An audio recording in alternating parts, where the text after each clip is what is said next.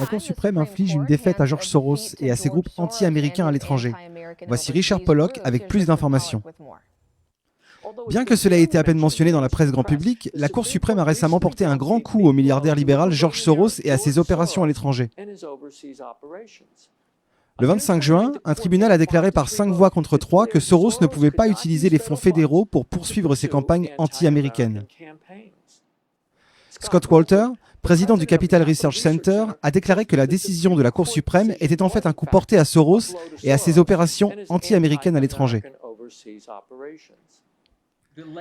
La dernière décision de la Cour suprême a une vraie valeur, car elle établit comme principe que le gouvernement américain n'a pas à prendre l'argent de nos impôts pour le donner à des groupes qui sont opposés aux intérêts américains et à la politique étrangère américaine.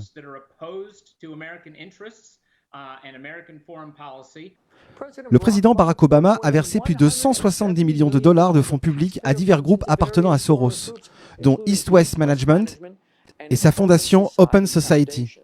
La plupart de ces groupes ont mené une politique anti-américaine. Le portefeuille des fonds de Soros provient de l'Agence américaine pour le développement international, connue sous le nom de AID. Pour mieux comprendre à quel point Soros est radical, il faut savoir que le groupe du milliardaire appelé Open Society Foundations s'est opposé aux lois fédérales américaines sur la prostitution et le trafic sexuel.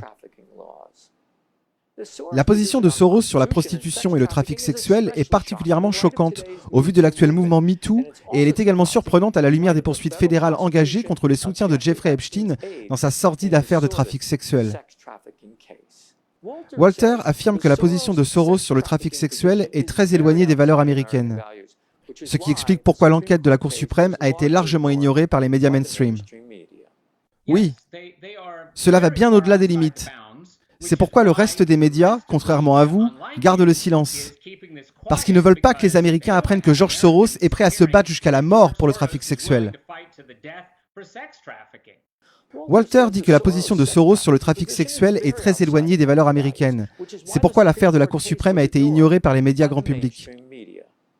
Pour One American News, c'était Richard Pollock de Washington. Pensez à vous abonner et à partager. À très bientôt.